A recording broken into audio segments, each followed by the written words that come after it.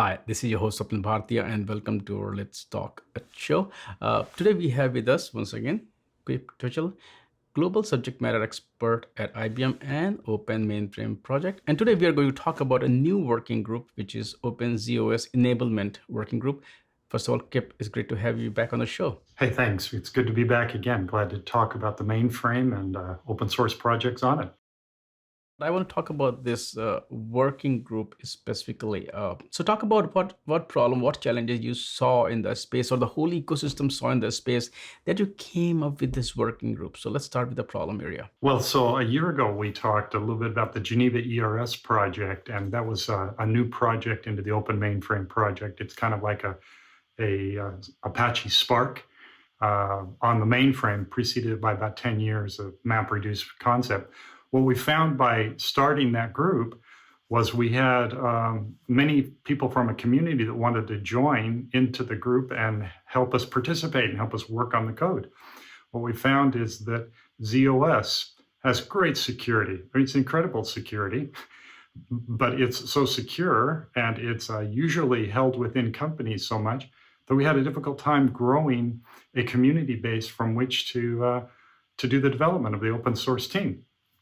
So we started reaching out and having conversations with multiple open source projects and said, "Hey, this is a problem for an open source project. How do we have a community site, a community basis by which to do development and grow and give access and grow the software in this space?" That led to, in January, forming the working group to talk more openly about these kinds of problems. If we just narrow down or have a very myopic view on the goals of this working group, what would that be? It's to promote access to ZOS resources for anyone that wants to do the development in that space. Open source is the engine for innovation in software. And so bringing together people and enabling them to solve problems and renew the systems, that's what the goal of the OpenZOS enablement system is. Working group is to help provide access or find ways of having people contribute access to ZOS. Our Aussie project has a webpage on GitHub. It's up under the Open Mainframe Project Aussie, Open Mainframe, OpenZOS Enablement Project. We also are part of the OMP's website. And we have a user group that you can sign up for as part of the Open Mainframe project to join our meetings. We meet every first Thursday of the month at 5 p.m. Eastern is when our call-in is, and we have our monthly meeting to discuss our progress and what our next steps are. You said, to provide them with resources. What resources are we talking about here? Well, so, we don't, in the Aussie group, we don't own a mainframe. We're an open source group of people that volunteer our time.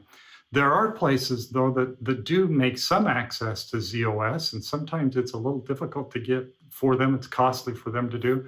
There are ZOS resources in the world. How do we make it less costly for people to contribute ZOS resources in exchange for growing open source communities and helping to solve their problems?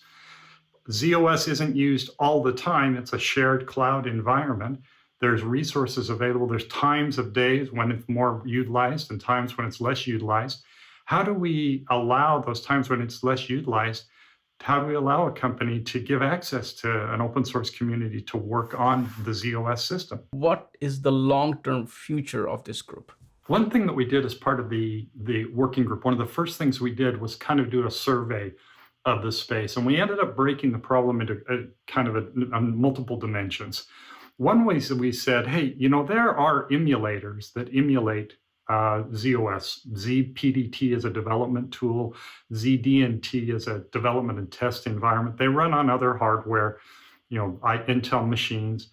That would be one way of an emulator, would be one way of opening this up to more people. I proposed that, wouldn't it be great to have a Raspberry Pi that ran ZOS so that you could experiment with a Raspberry Pi at $60. The other way would be, companies that actually have Z hardware that they're willing to dedicate part of this time. Then we started to break it into, the initial ways is going to be getting in very simple to do simple little things For probably somebody coming from a Linux background, and there's a thing called Unix System Services. Can we give them access into that space before we start to go on to more complex problems? So it's really, in a sense, I feel like it's been foundational thinking about this mainframe access in the way that goes along with so much of what else we do in other platforms, but people haven't really thought about ZOS in that same way. When we look at hardware and when we look at software side, it's very clear, open source, you can go and, play with it. How does this working group fit into the, the larger open source picture? Because if I look at open source, it's more or less like making, technology more accessible, it's more democratizing that segment. So talk about how does this working group fit into the larger open source picture as well? Yeah, so the open source often works best, or it has worked best, when you have a large possible user base. And so that's why operating systems and utilities and those kinds of things, because there's a lot of people interested and a lot of potential users. When you get into farther up the stream where open source has had less impact, it's having some impact, but not much.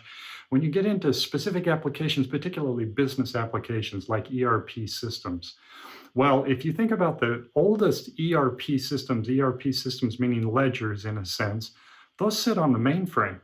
And so open source, if we want to start making inroads, to think that someone is going to go sit down and start at a blank screen and start to write business applications from scratch from an open source basis, oh, that's just such a long road that we're going to have to walk in order to get to open source sort of applications that have the kind of benefits we see from open source in so many other places. A more likely route is that companies are going to see, hey, I can use open source. If I contribute this application into an open source space, I can jumpstart work on an HR system that's an open source HR system. I could jumpstart purchasing, general ledger, all of these applications that might not be their core critical business applications, like the billing and customer-facing applications. But then we start to see that those applications, so many of them still running on ZOS, we start to seed with business functionality into a space where open source can start to make a difference on these systems that really could be renewed and refreshed in many different ways. Can you also talk a bit about what kind of composition of the community of this working group? Who are the members? Who forms it? Yeah, the working group tends to be a fairly small group of people that have been participating. It's not, it's less than a dozen that have participated in various ways. Because quite often we're still doing this ideation sort of process. And where do we go? How do we think about ecosystem on ZOS and growing that on ZOS? One thing that we'd love to make a little more progress on is just making a simple catalog out there that you could emulate like you do with a Docker image or with a Vagrant box and those kinds of things. How do we make that sort of thing happen so that people can envision what this will become, given a little bit of time, for how you might have access into ZOS environments and get your own image and have the things pre-installed on that. So we're doing prototyping, initial age work on this working group. That's why it's a working group. The people I think that really should be part of this is anyone that's trying to grow a ZOS ecosystem. If you're working in trying to develop new developers for ZOS, you ought to be thinking about how do they come in and how do they experience ZOS from the beginning, and how will they see it with fresh eyes. That's where we're trying to go, is we want to enable brand new people to come into the world and see this thing from the fresh perspective. Those ecosystem developers are really, anyone involved in the ecosystem development really should be thinking about being part of this project. Kip, thank you so much for taking time out today and talk about this working group and also a bit more about ZOS and the challenges there. And as usual, I would love to have you back on the show. Thank you. Hey, I'd love to be there. Thanks for all your work, and thanks for having me today.